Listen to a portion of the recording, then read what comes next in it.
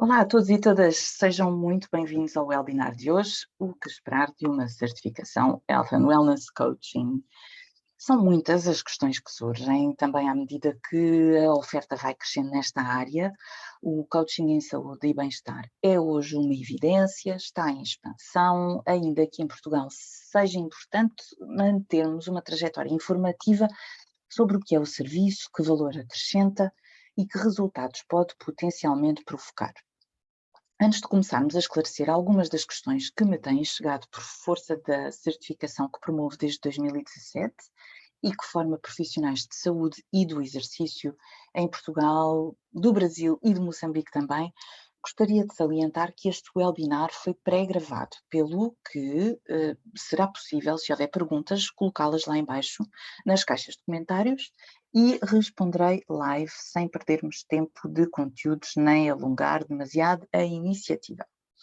Se por qualquer motivo restarem dúvidas, poderão contactar diretamente comigo, também através dos contactos indicados na descrição do vídeo. Vamos a isso. Como vos disse, o mote deste webinar está relacionado com a oferta formativa que existe neste momento e que parece não respeitar nenhum tipo de regulação ou de critério mínimo, enfim. Existem cursos presenciais, existem cursos online, existem cursos gratuitos exorbitantes com 10 horas, com 50 horas, até com 600 horas e por aí fora. Então, como é que nós fazemos para escolher uma formação que nos dê garantias de excelência de conteúdos e de prática? Pois bem, o meu nome é Floriane Silvestre e tenho vindo a implementar este serviço no mercado português desde 2008. Quer em contexto comunitário, quer no ensino politécnico, corporate mais recentemente, e portanto há todo um deserto já percorrido que alguns de vocês não terão que atravessar, porque de facto o mercado ganhou já alguma maturidade e com isso também alguma exigência. Ainda que é importante referir que o coaching não seja uma profissão reconhecida ou regulada por enquanto. Então, do que é que nós vamos falar ou o que é que nós vamos abordar neste webinar? Primeiro que tudo, que problemas é que nós resolvemos? E falarmos um pouco do escopo de prática, o que é que nós fazemos e o que é que nós não fazemos em coaching. Depois falarmos também um pouco do perfil do coaching em saúde e bem-estar. Quem é este profissional? De onde é que ele vem? Que formação deve ter? E por aí fora. Depois também alguns requisitos formativos que estão já bem definidos por algumas organizações e que nos parece pertinente passarmos aqui. Depois também há alguma regulação profissional e de mercado de trabalho. Como vos disse, ainda que não seja uma profissão reconhecida, existem organizações que tratam de definir aqui alguns limites de prática. Então vamos a isso. Que problemas é que resolvem os coaches em saúde e bem-estar? Bem, para já, se nós colocarmos aqui esta breve questão, se fazer exercício é bom para mim, porque é que não faço? Se deitar-me cedo é bom para mim, porque é que eu não faço? Se desligar o computador a horas é melhor para mim, porque é que eu não faço? De facto, se as mudanças ao nível da saúde, se a alteração comportamental ao nível da saúde fosse fácil, fosse imediata, certamente não teríamos aqui uma série de questões e de problemas graves ao nível da saúde. Quando nós perguntamos às pessoas que pretendem fazer coaching em saúde, quais são os pedidos mais comuns, pensando no seu estilo de vida atual, qual é a sua prioridade? E, de facto, a maior parte das pessoas circulam aqui entre os pedidos de ajuda para a gestão de stress, para a gestão da sua alimentação, do exercício, dos relacionamentos, enfim, por aí fora. Conseguimos perceber aqui alguma variedade de situações que certamente têm impacto ao nível da saúde ou certamente têm impacto ao nível da doença. Então, qual é a grande necessidade aqui que as pessoas sentem? Para já, a procura da manutenção de um equilíbrio, de uma homeostasia no seu sistema, que nem sempre é evidente, nem sempre é constante. Nós sabemos que isto são situações muito ténues, não é? Manter um equilíbrio de saúde. E, portanto, há aqui a necessidade de identificar situações, de criar estratégias e, sobretudo, de manter aqui alguma sustentabilidade na alteração comportamental. Depois temos também o caso das pessoas que vão à procura de soluções milagrosas e que frustram muito com essas não soluções, digamos assim, porque isso lhes traz aqui uma série de histórias de fracassos sucessivos, com as dietas dos 5 passos, com as 10 melhores receitas para perder 5 quilos em 3 dias, enfim, por aí fora. Depois também temos aqui a questão da insustentabilidade do Sistema Nacional de Saúde e de todas as problemáticas associadas às doenças dos estilos de vida que são os responsáveis pela maioria das doenças crónicas e da despesa, digamos assim, do sistema. E aquilo que nós identificamos exatamente é que existe um gap aqui entre o saber, por exemplo, que eu tenho que comer melhor, saber que eu tenho que fazer exercício, saber que eu tenho que me deitar mais cedo, ao completar esse mesmo comportamento. Portanto, a estabelecer essa mudança e a manter essa mudança do saber ao fazer, vai aqui qualquer coisa que é exatamente a função do coach: descobrir, construir, identificar com o seu cliente. E, de facto, existe aqui um processo. Este é um método que nós utilizamos em Portugal e que trata, num primeiro momento, de trazer clareza ao cliente sobre a sua situação, ou fazer com que ele identifique quais são as suas circunstâncias, depois identificar quais são as suas motivações para provocar algum tipo de mudança, qual é a sua intenção com o processo de coaching, identificar posteriormente as suas capacidades e os seus recursos. Será que existem as capacidades necessárias? Será que existem os recursos necessários para eu provocar esta mudança e conseguir manter esta mudança? E só depois então é que eu estabeleço objetivos, crio uma estratégia, crio um plano de ação, para depois gerar algum tipo de resultados. Portanto, este, grosso modo, e todo ele baseado em evidência científica, este é um método que nós utilizamos na Atitude Wellness para criar o percurso, a trajetória de processo de coaching em saúde. E no final destes processos, aquilo que surge efetivamente são não só a concretização de muitos objetivos concretos e práticos, mas existem também aquilo que nós chamamos os ganhos colaterais: um aumento de consciência, um aumento de claridade, um despertar, a sensação de progresso, a sensação de equilíbrio, que são processos transformadores, de autoconhecimento, que são inspiradores, enfim.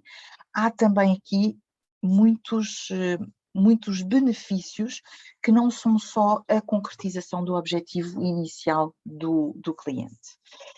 Então, e para conseguir isto tudo, quem é que é o coach afinal e que competências é que ele tem que ter desenvolvidas e que tem que aplicar? Nós para isto recorremos ao escopo de prática do National Board americano, uma organização da qual já vamos falar um bocadinho mais à frente, mas que define que os coaches em saúde trabalham com indivíduos em processos centrados no cliente. Este é logo um ponto de partida para facilitar e capacitar a desenvolver e atingir metas autodeterminadas. Portanto, vai-se à procura da mobilização das forças internas, dos recursos externos, e depois desenvolvem-se as estratégias de autogestão para as mudanças, lá está, comportamentais sustentáveis e saudáveis. O que é que importa aqui referir? Que não são diagnosticadas condições, não se prestam tratamentos, não se providenciam qualquer tipo de intervenções terapêuticas, psicológicas, e aquilo que nós fazemos exatamente é apoiar o cliente na consecução de mudanças comportamentais. Portanto, importa aqui, se calhar, dito por outras palavras, salientar o seguinte: que o coach em saúde e bem-estar não prescreve exercício físico, não faz prescrição alimentar nem de suplementação, não prescreve qualquer tipo de medicação, não faz psicoterapia e também não substitui tratamentos médicos já existentes. Contudo, o coach em saúde vai complementar a atividade ou a intervenção desses outros profissionais de saúde ou de exercício. E aqui o que é que acontece? Aqui nós temos aqui uma mudança de paradigma na relação que é estabelecida com o cliente. De facto, o coach em saúde não é sendo especialista em mudança, não é especialista,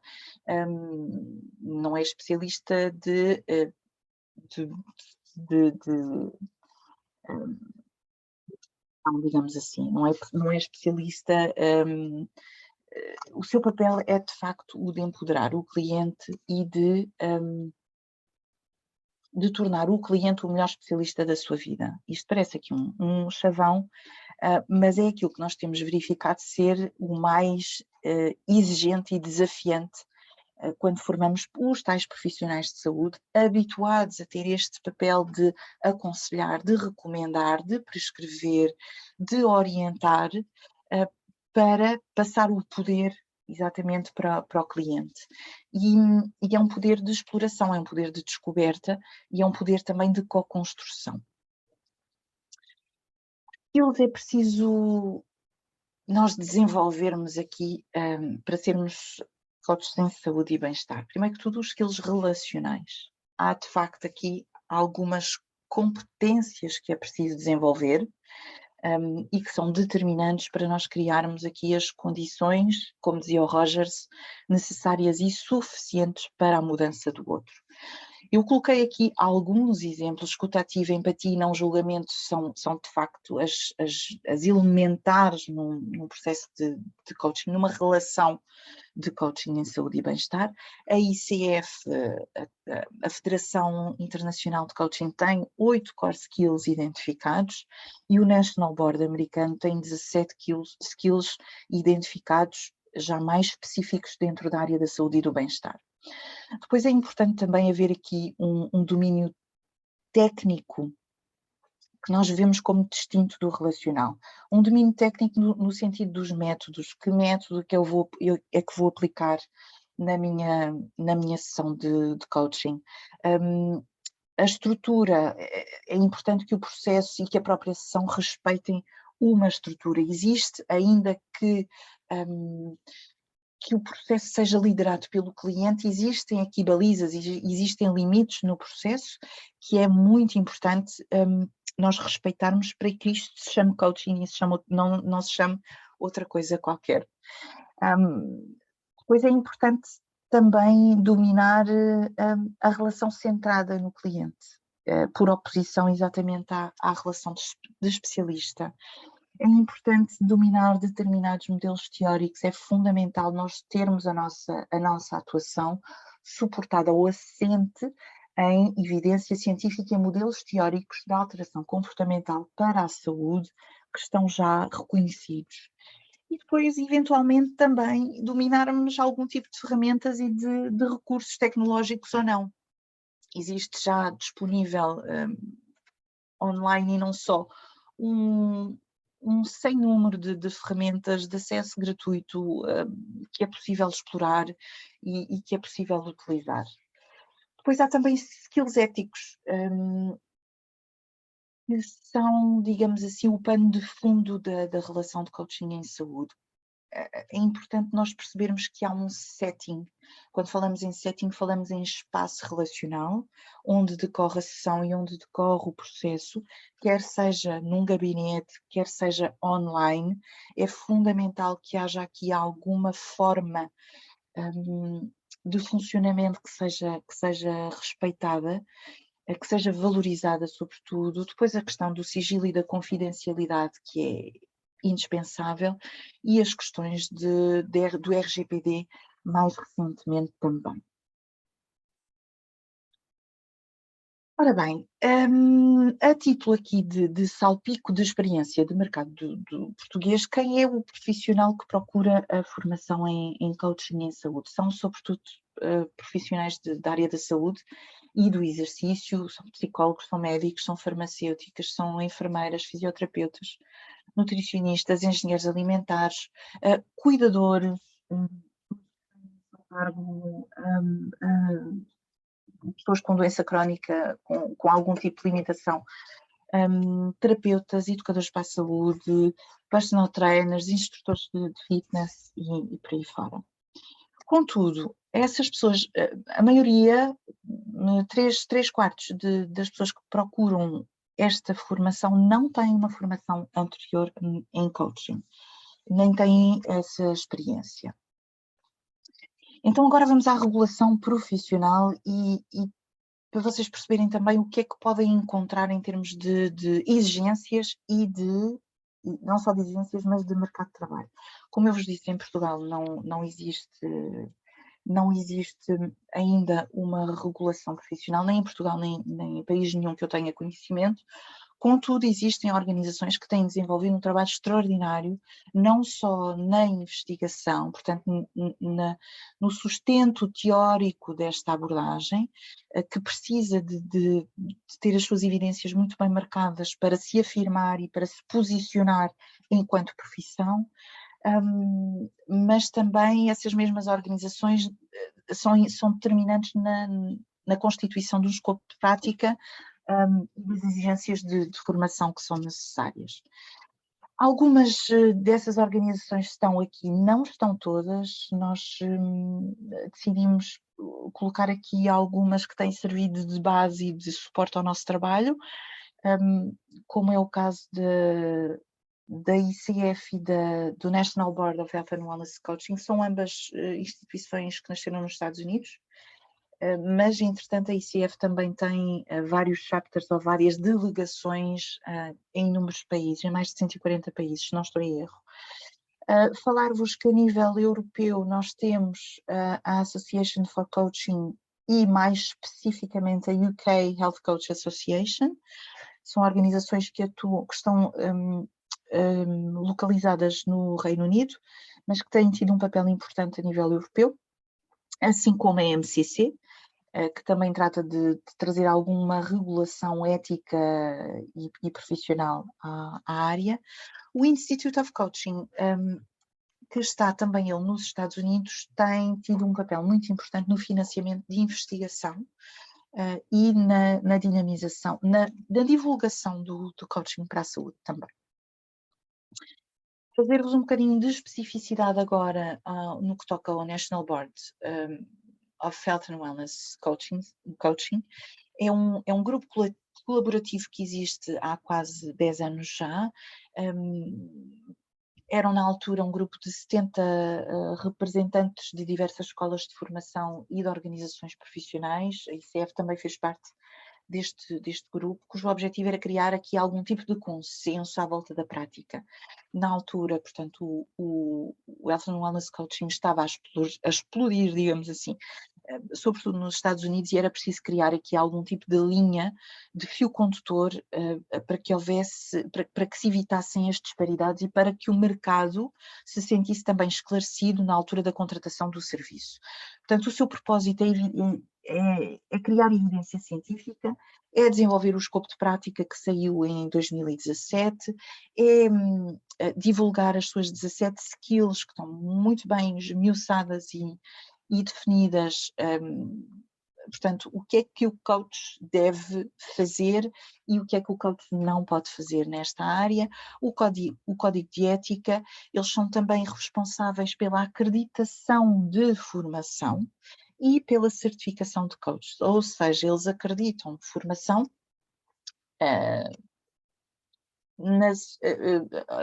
ao nível dos Estados Unidos e internacionalmente, e portanto quem frequenta essa formação é automaticamente certificado como um NBCHWC. Por outro lado, existe também a possibilidade de profissionais que tenham feito uma formação em coaching com determinados critérios. Essa formação tem que ter pelo menos 75 horas, o candidato tem que ter uma formação superior ou 4.000 horas de experiência profissional específica em saúde ou exercício, e tem que ter 50 horas de prática mínimas, devidamente documentada, prática de coaching já. E a partir daí pode-se submeter a uma certificação por este board. São neste momento mais de 4.000 coaches certificados a nível mundial, e esse carimbo, digamos assim, essa chancela tem a validade de 3 anos. Portanto, é necessária a revalidação dessas competências, é necessário fazer formação contínua, e existem critérios também de formação mínima a fazer. O ICF é como vos disse, uma organização mais global, digamos assim, tem uma comunidade de prática dedicada especificamente ao Health and Wellness Coaching. Se vocês pesquisarem pelas suas comunidades de prática, tem a nível mundial já mais de 35 mil membros, de 140 países, e tem o propósito de desenvolver a profissão de coaching e estabelecer um elevado padrão ético e também de fornecer certificação independente. Portanto, é uma entidade que atribui uma certificação a formações que cumpram com determinados requisitos. Tem um modelo de competências-chave, tem também um código de ética, tem um sistema de credenciação de coaches e de acreditação de cursos. Dizer-vos que, portanto, tal como eu referia no início, o Health and Wellness Coaching é uma evidência, ele está em franca expansão desde 2013, representa ou é identificado como uma tendência da ACSM, da American College of Sports Medicine. É uma tendência mundial, mais recentemente entrou no top 10 dessas mesmas tendências, portanto é um serviço que tem permanecido, que está a ganhar consistência e solidez no mercado. Existe aqui alguma diferença em termos de tendência mundial e europeia. Portanto, mundialmente ele estava classificado em 2021 como uma 11ª tendência e a nível europeu como 8ª. Portanto, existem aqui algumas nuances no mercado. Onde é que nós atuamos? Onde é que se pode encontrar o serviço de Health and Wellness Coaching, ou o que é que o mercado tendencialmente está a criar? Portanto, o Health Coaching, existe aqui algumas diferenças do coaching para a saúde para o coaching de bem-estar. O coaching para a saúde é normalmente um serviço que está ou idealmente um serviço que está integrado numa equipa multidisciplinar. O cliente tem um quadro clínico, está em algum tipo de situação aguda e que é preciso normalizar. Enfim, há aqui algumas diferenças do coaching de bem-estar. Podemos encontrar este serviço em hospitais, em clínicas, em associações de doentes e eventualmente a nível corporate também. O coaching de bem-estar pode ser encontrado internacionalmente em instituições académicas, em escolas, em spas, em ginásios e health clubs, e naturalmente também temos os serviços em prática privada. O que é que nós podemos identificar aqui como uma tendência mais recente, também por causa do contexto pandémico? Tem sido a explosão de plataformas digitais no sentido de manter este serviço disponível a quem dele precisa e a quem dele procura. Existe aqui uma série de plataformas que promovem ou disponibilizam o serviço: a AceUp, a Better Coach, a CoachHub, a Ezra Coaching, a Move On e a Sharpist são alguns exemplos, não se esgota aqui. E dizer-vos que em Portugal nós temos também plataformas de contratação de serviços, que é o caso da Zask e da Fixando, e fazer uma referência aqui à Reborn for Life, um projeto algarvio que está a dar os primeiros passos e que pretende também disponibilizar este serviço. Ora bem, o que é que nós podemos encontrar aqui, ou o que é que nós podemos esperar do mercado, digamos assim?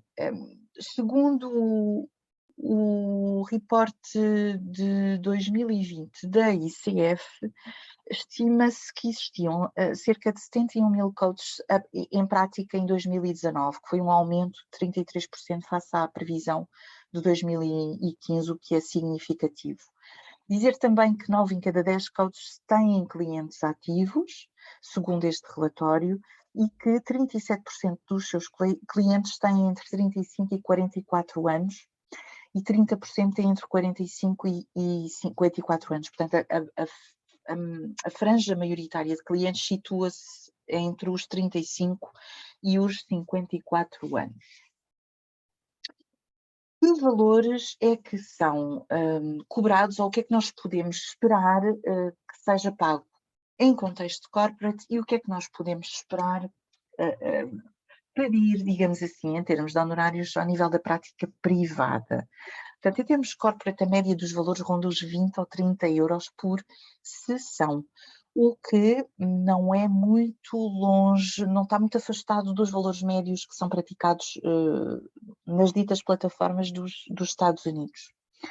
Em termos de prática privada, aí já é uma imensidão enfim, o espectro de valores praticados não tem um princípio nem tem um fim.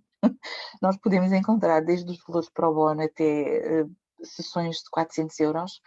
Vai depender de muitos aspectos, vai depender da experiência do coach, vai depender da sua reputação, vai depender, enfim, do tipo de pack que está a ser vendido, se está a vender por sessão, se está a vender por pack de serviços com outro tipo de oferta à mistura.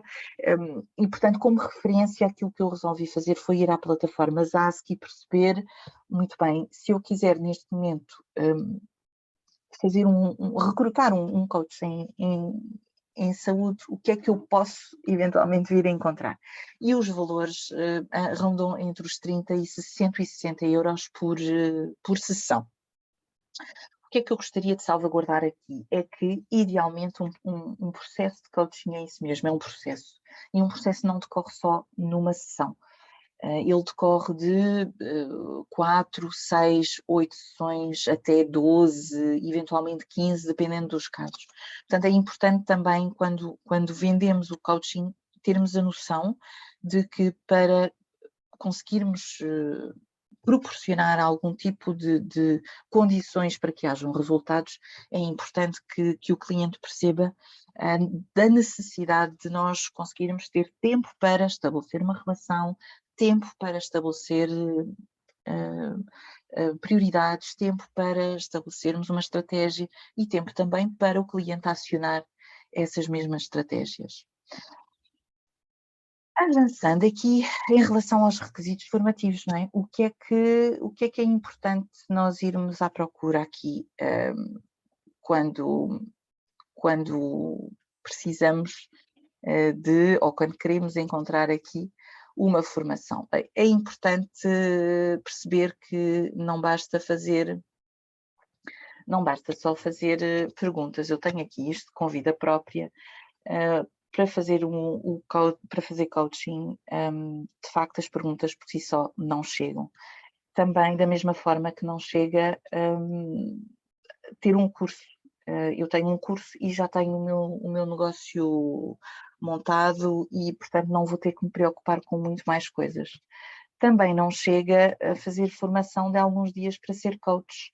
É importante que eu perceba que a mudança demora o seu tempo, é importante que eu perceba que é importante eu sentir na pele aquilo que eu vou proporcionar ao meu cliente.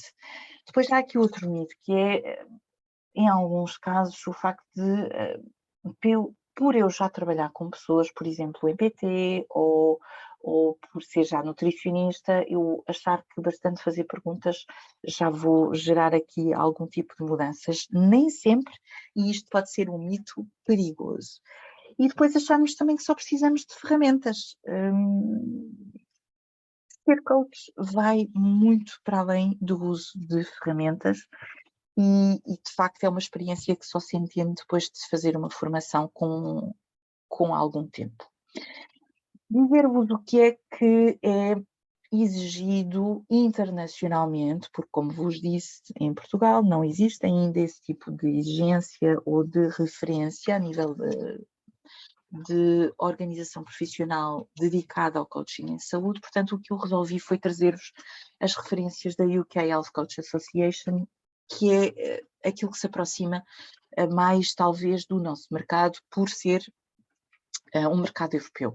Portanto, isto são, atenção que as exigências não se esgotam aqui, são 40 páginas do documento que eles elaboram com as guidelines para terem para reconhecerem algum tipo de formação, e eu trago-vos aqui, grosso modo, aquilo que é a essência, digamos assim, dessas mesmas exigências. Portanto, logo à partida, aquilo que é exigido é que o formador nesta área seja um formador licenciado em saúde ou similares. E quando falo em similares, fala-se, por exemplo, em áreas dedicadas ao wellness, ou em exercício e saúde. Portanto, tem que haver uma formação académica relacionada com saúde ou exercício. Depois tem que haver também uma experiência mínima de 100 horas de prática de coaching em saúde, naturalmente. Portanto, estes são já alguns critérios que estão definidos no que toca ao formador do curso que eles reconhecem. Depois, em termos de teoria, de conteúdo teórico, o referencial teórico deve ser robusto e baseado em evidência científica.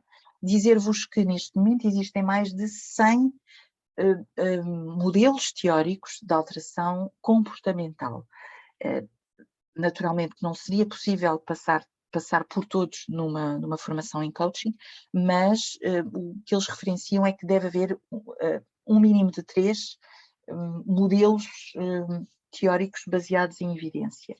Que essa teoria deve ter uma carga mínima de 40 horas de contacto, portanto, não pode ser assíncrono, e que deve incentivar ainda assim a autonomia, o pensamento crítico, a reflexão e a integração. Em termos de conteúdos práticos, deve também ele ser em síncrono, deve ser em formato de contacto. Devem constar sessões de demonstração, de observação, de orientação, de feedback e de mentoring ao longo destas 80 horas de prática, e que deve também ser considerado, ou são valorizados os cursos que tenham o peer coaching, que é o coaching entre pares do curso, e ou real, portanto, a prática com clientes reais, mas devidamente supervisionada. Portanto, deve haver um espaço de prática em que o formando tem a possibilidade de trazer questões à supervisão, de trazer dúvidas à supervisão e de ser, sobretudo, acompanhado por essa supervisão. Em termos de avaliação, ela deve ser formativa e multimodal, deve haver um momento de avaliação escrita, deve haver também um momento de avaliação prática, fichas de trabalho e um exame final que faça o remate de toda esta evidência de que, efetivamente, o formando cumpre com os requisitos da formação. Em termos de suporte teórico, e só a título de curiosidade, dizer-vos que estes são tendencialmente os modelos teóricos que deveremos encontrar numa formação em coaching para a saúde, e dizer-vos também que é fundamental que sejam consideradas as diretrizes sobre saúde, sobre alimentação, sobre exercício e eventualmente até sobre doença crónica, os grandes traços, as grandes linhas de orientação dentro de uma formação. Portanto, deve haver referência a essas diretrizes.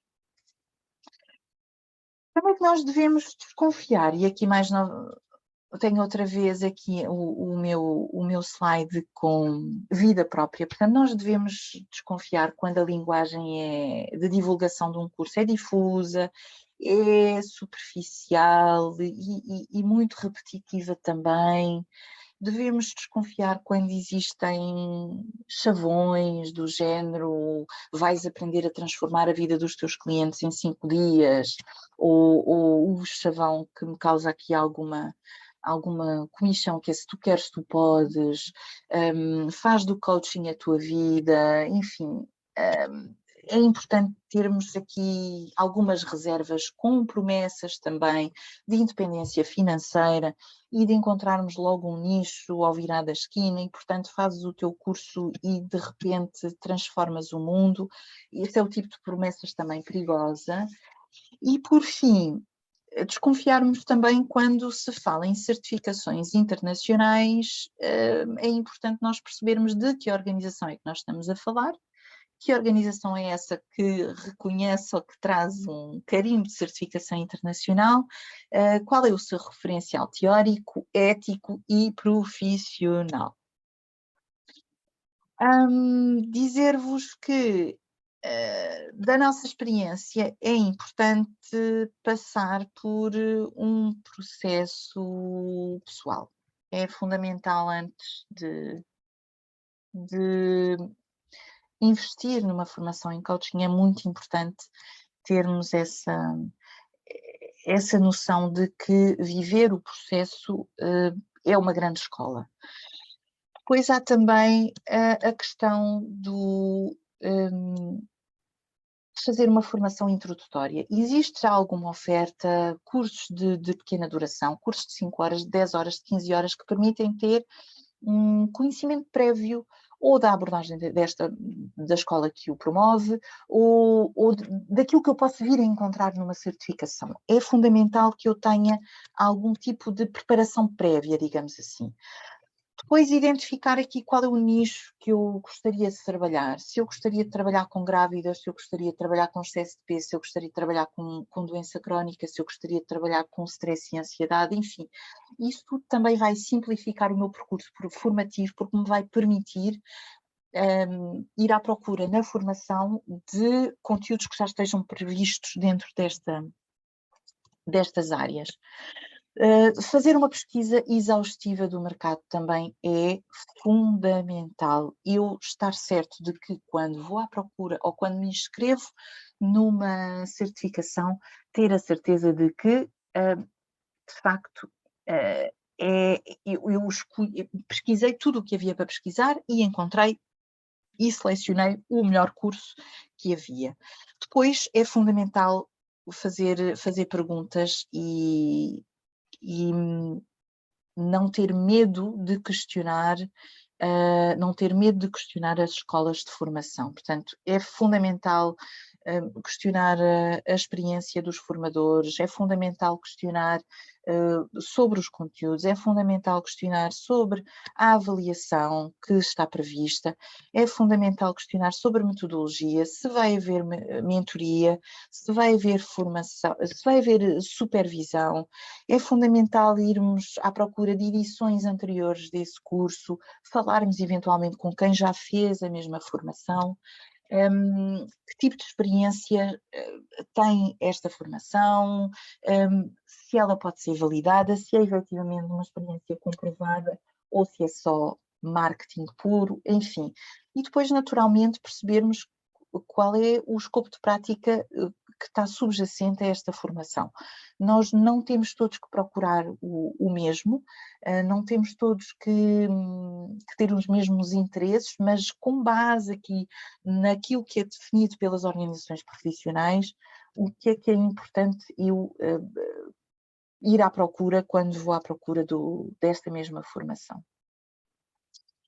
E depois os meus slides continuam a desaparecer, portanto dizer-vos que naturalmente os slides vão ficar disponíveis na descrição do curso para vocês poderem acompanhar, mas que as realidades são diversas, que é mais fácil vocês encontrarem um mercado de trabalho disponível agora para o coaching em saúde.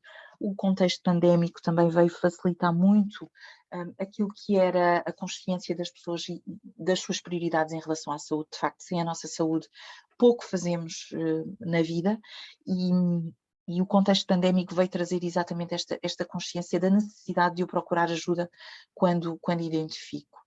É importante eu ter consciência de que ser coach não é ser especialista, ainda que eu possa trazer essa bagagem comigo. O meu papel vai ser forçosamente diferente em ambiente de coaching.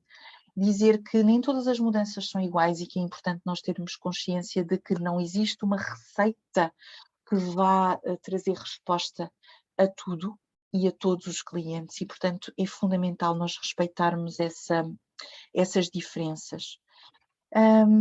E dizer também que é importante nós estarmos disponíveis para nós próprios passarmos por este processo de transformação antes de irmos à procura de uma formação. E antes de terminarmos, o que eu vos pedia era para partilharem aqui uma aprendizagem sobre este webinar. Eu espero não ter falado muito depressa, porque o meu entusiasmo, às vezes deixo-me levar pelo entusiasmo e vou por aí fora com conversa. Portanto, para mim seria muito importante vocês partilhassem uma aprendizagem nos comentários, o que é que foi de facto uma luz para vocês neste webinar. Dizer que nós vamos ter um curso introdutório em setembro, que tem 15 horas, que será online e que será live, não será gravado, será online, ainda que fique gravado para consulta posterior, que será um prazer contar convosco nesses 5 dias, nessas 5 tardes, e que nos parece ser o melhor princípio antes de investir de facto numa certificação. Dizer também que alguns de vocês já tiveram acesso ao e-book gratuito que está disponível em atitudewellness.com e que, apesar de ter sido lançado em 2019, ainda está muito por dentro daquilo que é a informação importante de se ter nesta fase, que qualquer contacto vocês podem contactar comigo pelo e-mail. Será um prazer responder às vossas questões e às vossas perguntas, e até lá desejo-vos o melhor. Eu estou disponível naturalmente para qualquer dúvida e qualquer esclarecimento. Foi um prazer estar convosco. Muito obrigada e até à próxima.